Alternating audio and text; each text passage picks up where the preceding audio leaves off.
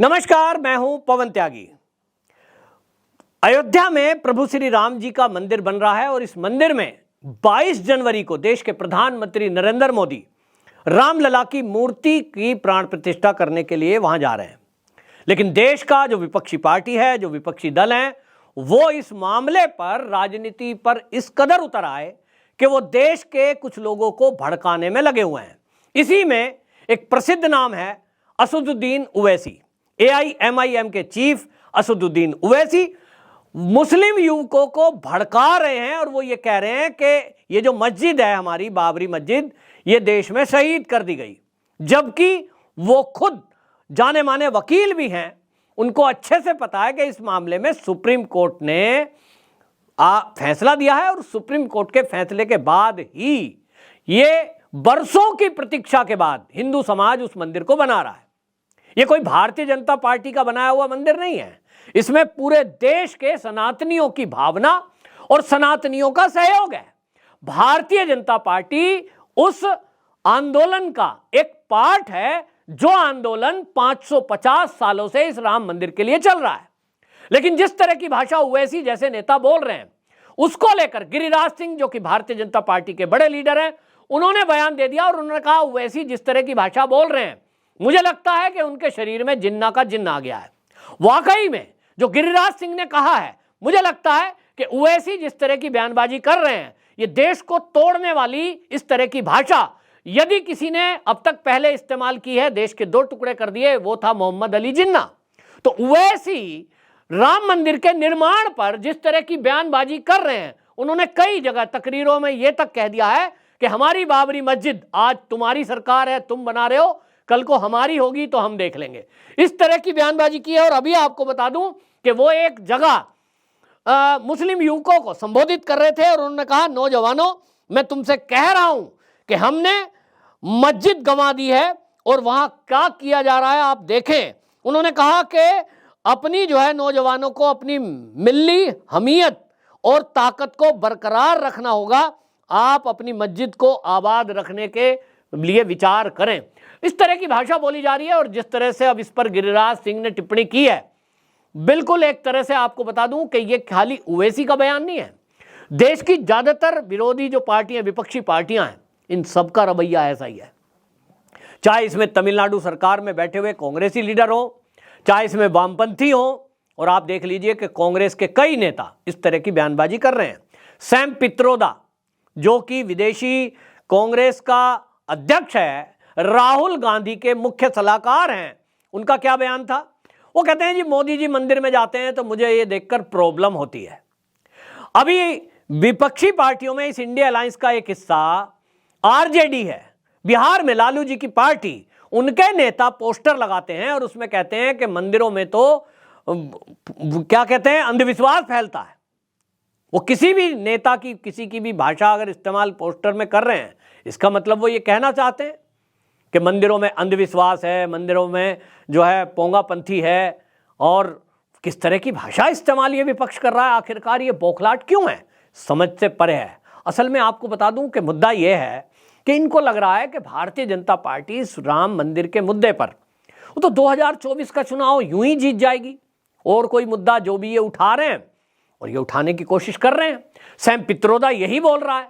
कांग्रेस का राहुल गांधी तो अभी इस पर नहीं बोला है, लेकिन देखना आप, कोई ना कोई नेताओं के जरिए वो इस तरह की बयानबाजी कराते हैं कि साहब असली मुद्दा तो बेरोजगारी है, असली मुद्दा तो इस पर महंगाई है।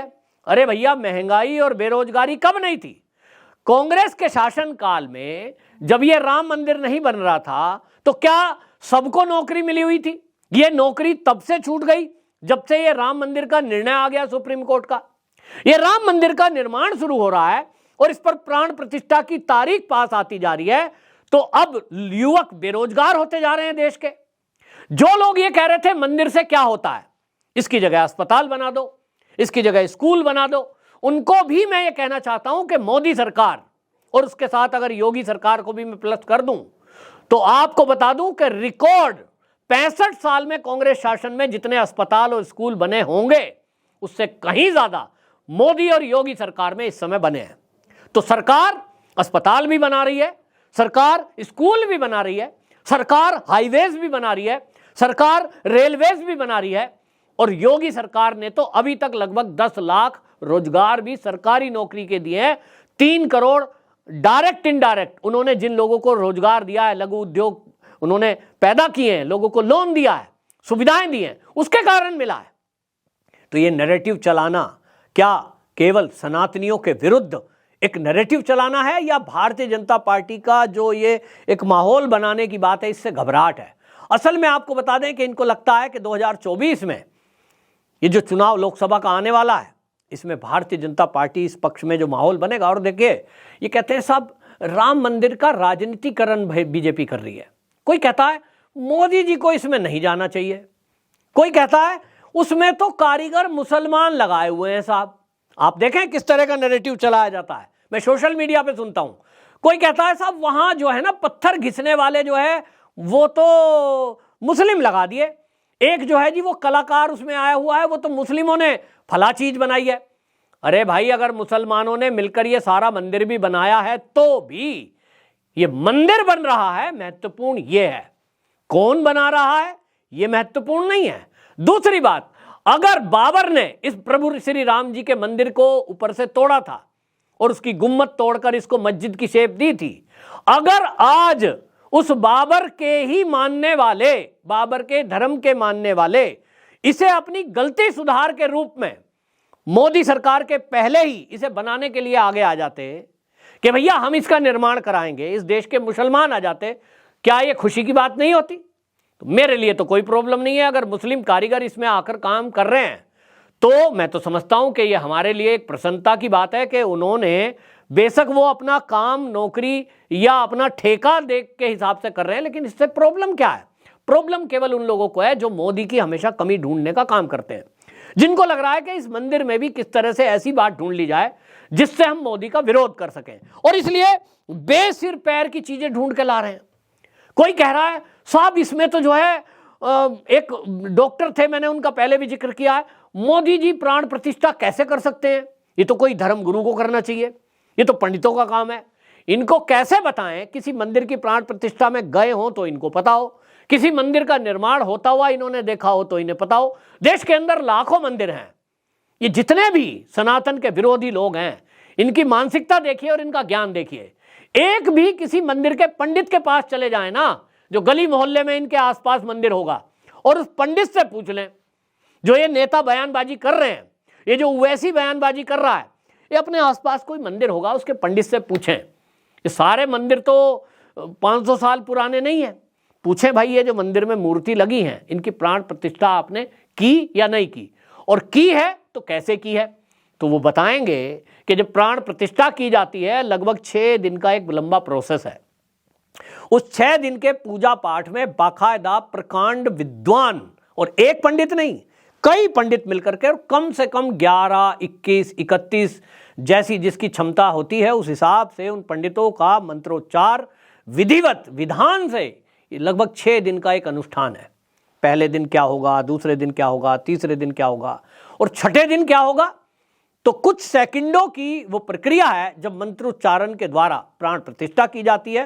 वो जो अंतिम जो इसका कार्यक्रम है, वो जो अंतिम इसका अनुष्ठान है, वो है प्राण प्रतिष्ठा। उसमें मोदी जी शामिल होंगे, उसमें देश के जो आपको बता दें यशस्वी मुख्यमंत्री हैं योगी आदित्यनाथ, जो कि खुद से एक संत हैं, वो महंत हैं, वो शामिल होंगे, और उसी में एक पंडित जो उस मंदिर के प्रमुख पंडित हैं वो शामिल होंगे। तो भाई योगी जी तो उसमें शामिल हैं, और मोदी जी क्यों ना हो, मोदी जी उसमें यजमान है। मेरे पड़ोस में एक मंदिर बना, वहाँ भी प्राण प्रतिष्ठा का कार्यक्रम हुआ, मुझे उसमें यजमान के लिए बुलाया गया, मैं और मेरी पत्नी उसमें यजमान के तौर पर सम्मिलित हुए। हर मंदिर में पंडित यजमान नहीं होता है, कोई गुरु संत आकर यजमान नहीं होते हैं। किसी भी गृहस्थी को, किसी पारिवारिक व्यक्ति को उसमें यजमान बनाया जाता है, निमित्त बनाया जाता है, जिसने वो मंदिर का निर्माण कराया है। कई बार ऐसे मंदिरों में दान देने वाले दानी लोगों को बुलाया जाता है। पंडित तो पूजा कराता है, लेकिन लोग अपना ज्ञान बखारते हैं उस पर। क्यों? दिखाई देता है कि इनको मंदिर के विरोध में नहीं, मोदी के विरोध में कुछ ना कुछ खोज कर लाना है। तो वैसी जिस तरह की भड़काऊ बातें कर रहे हैं, इनकी कोशिश है कि देश के लोग इसके विरोध में आ जाएं, मुसलमान सड़कों पे आ जाएं, और कुछ ना कुछ दंगा फसाद कराने की प्रयास ये करने की कोशिश करेंगे। जैसा कि आपने देखा है कि एनआईए ने कई जगह छापेमारी की है और उसमें कई ऐसे तथ्य जानकारी, कई जगह ऐसे लोग पकड़े गए हैं कि जो इस 22 जनवरी को दंगा फसाद कराने के फिराक में थे। तो क्या ओवैसी का भी ये बयान लोगों को आपस में लड़ाने का है? ये एक बड़ी बात है। और गिरिराज सिंह जी ने जो कहा है वो इसीलिए कहा कि क्या ओवैसी के शरीर में जिन्ना का जिन्न घुस गया है? ये अपने आप में एक बड़ा क्वेश्चन मार्क है। लेकिन ओवैसी जानते बूझते और कानून के सारे जानकार होते हुए भी जिस तरह की बात कर रहे हैं, तो शंका तो पैदा होती ही है कि आखिरकार ओवैसी बार बार इस तरह की बयानबाजी क्यों करते हैं, जिससे लोग आपस में मिलने के बजाय आपस में लड़ने की बातें करें और एक दूसरे के बीच कटुता पैदा हो। आपकी क्या राय है? कमेंट बॉक्स में जरूर बताएं। वंदे मातरम।